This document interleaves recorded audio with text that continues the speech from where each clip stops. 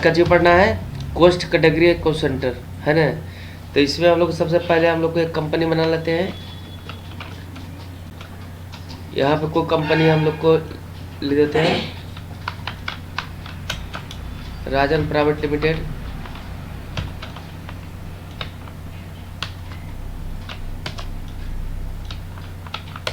बना लिए।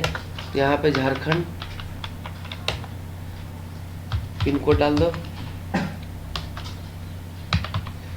Mobile number डाल दो। हो गया।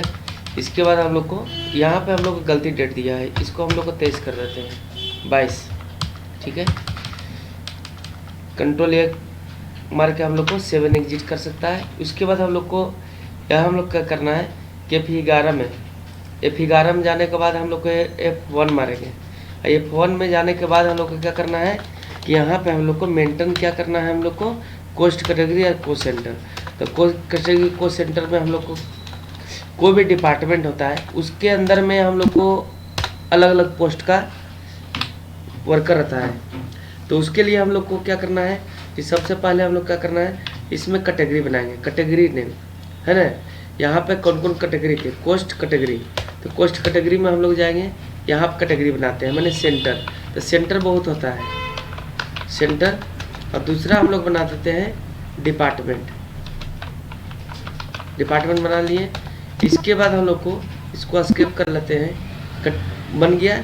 यहाँ पर कोस्ट सेंटर बनाना है। कोस्ट सेंटर के अंदर में क्या करना है कि यहाँ पर सेंटर बना लेते हैं कि कौन कौन सेंटर मेरा चलता है। मान लीजिए कि जियो कंपनी का बहुत सारा सेंटर होगा, तो यहाँ पे मान लीजिए कि मेरा कौन कौन है सेंटर ले लिए। आपको कैटेगरी का नाम, यहाँ पे मान लीजिए कि एक सेंटर चलता है बोकारो में, और दूसरा चलता है मान लीजिए कि रांची में, तीसरा चलता है हम लोग को धनबाद में, धनबाद। ठीक है। इस हो गया। इसके ऊपर जाते हैं, यहाँ पे हम लोग डिपार्टमेंट में हम लोग लेते हैं। डिपार्टमेंट के अंदर कौन होगा, तो एक डिपार्टमेंट का अंदर टीचर भी हो सकता है, दूसरा हम लोग को इसमें मैनेजर भी हो सकता है, और तीसरा हम लोग को मार्केटिंग मैनेजर, ये मैनेजर लिखते हैं। जो भी बनाना है बना सकते हैं, प्यूर बना सकते हैं, रिसेप्शनिस्ट बनाते हैं। बन गया। इसके बाद हम लोग को क्या करना है कि इसको हम लोग को अब तो हम लोग सेटिंग कर लिए। सेटिंग करने के बाद हम लोग को जाएंगे लेजर में। लेजर में हम लोग को ज़्यादा कुछ नहीं बनाना है, यहाँ एक कैपिटल बनाना है।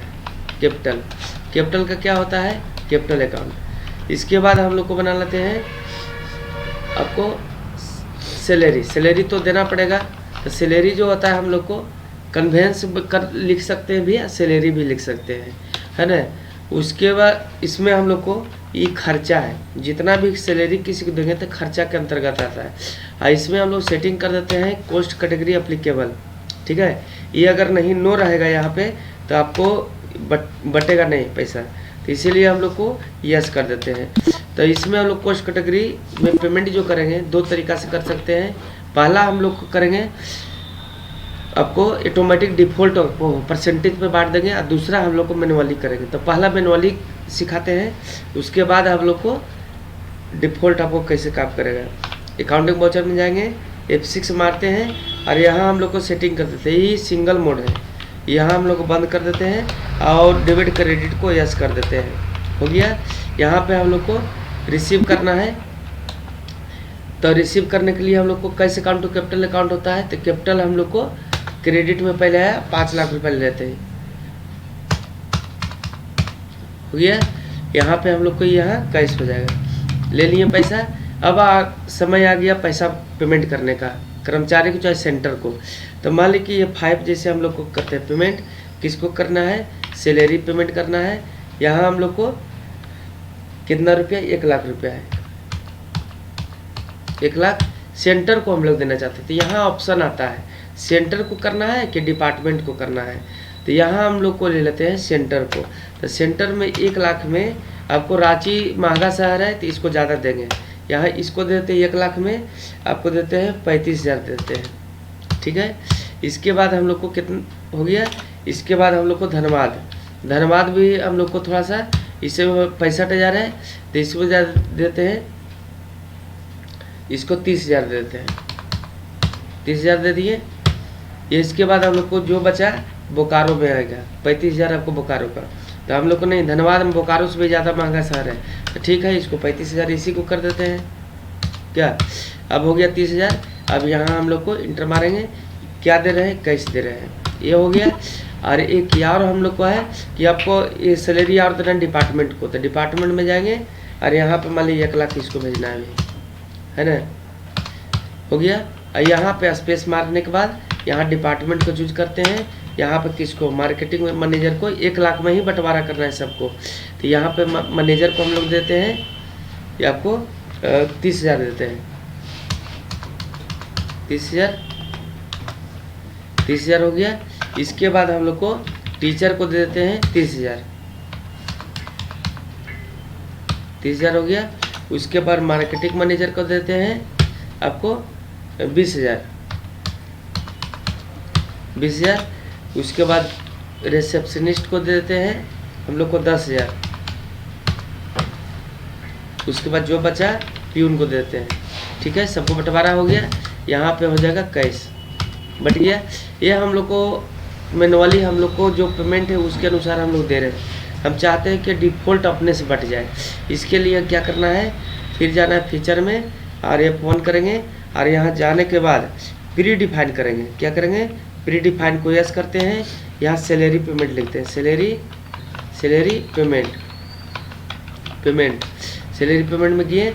इसमें डिपार्टमेंट को सेट करते हैं कि यहाँ पे 100% में जो रहता है, यहाँ पर मैनेजर 100% में 30% इसको देते हैं।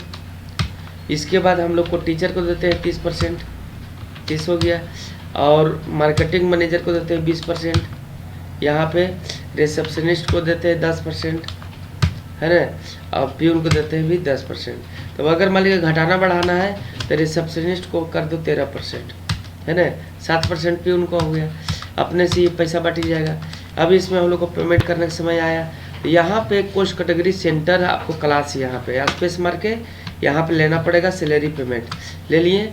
यहाँ पे हम लोग को सैलरी दे रहे हैं, सैलरी हो गया। यहाँ पे 1 लाख रुपये लिख दो, 1 लाख हो गया। अब इसके बाद हम लोग को कैश में हम लोग को किसको कितना बटा पता नहीं चला। इसको हम लोग को बैक करने के बाद डिस्प्ले में डे बुक में हम लोग को जाएंगे,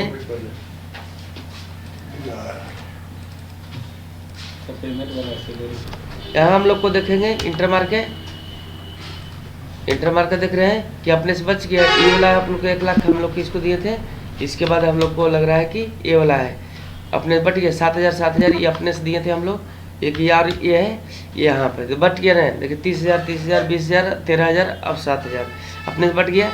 अगर मान लीजिए कि महीना आपको दुर्गा पूजा का खर्चा के लिए हम लोग को कोई डिपार्टमेंट में भेज रहे हैं, अब अपने से पैसा बांट ले, सब कितना भेजें, मान लीजिए 10,000 भेजें, है ना। सैलरी में आपके एक्सपेंसेस में भी हम लोग लिख सकते हैं, सैलरी की जगह एक्सपेंसेस लिख सकते हैं, है ना। सैलरी जरूरी नहीं, हो सकता है कि कभी हम लोग को एक्सपेंसेस हम लोग को खर्चा है, मतलब वहाँ के लिए हम लोग को दिए कि आपको दुर्गा पूजा का आपको फेस्टिवल बोनस, तो बोनस को तो सैलरी में नहीं लिखेंगे, बोनस लिखना पड़ेगा। तो एक बार हम लोग को यहाँ से हम लोग को बोनस मालिक सबको देना है, तो उसी के अनुसार जिस तरह सैलरी था उसी तरह आपको बोनस भी बढ़ जाए। तो वर्ड सी कर लेंगे, है ना, एक बोनस लिखते हैं, है ना। यहाँ पर डायरेक्ट एक्सपेंसेस ही रहेगा। और यहाँ हम लोग को कितना आया, आपको 70,000 रुपया पैसा आया, है ना, 70,000 आ गया। इसमें हम लोग को कैश में हम लोग को उसको हम लोग को भेज दिए, तो आपको बटा कितना मालूम नहीं, तो देखना पड़ेगा कि 70,000 में किसको कितना मिला है। यहाँ पे मारेंगे तो दिखा दिया 21,000 14,000 और 9,000 और 4,000, इस तरह से 4,900 9,100 14,000 21,000 इस करके बट गया, कंप्लीट हो गया। इस तरह से हम लोग को बनाना पड़ेगा। किसी को हम लोग को ऑफिस एक्सपेंसेस में नहीं तो कोई और भी बोनस आपको मिला किसी तरह का, तो उसमें हम लोग को एक्सपेंसेस में हम लोग को फेस्टिवल बोनस के रूप में बना सकते हैं, है ना। सैलरी में समझ में नहीं आएगा, सैलरी तो पेमेंट देंगे तब काम होगा, बोनस में तो बोनस के लिए बनाना है, बाकी एक्सपेंसेस ही रहेगा, है ना। चलो कंप्लीट हो गया।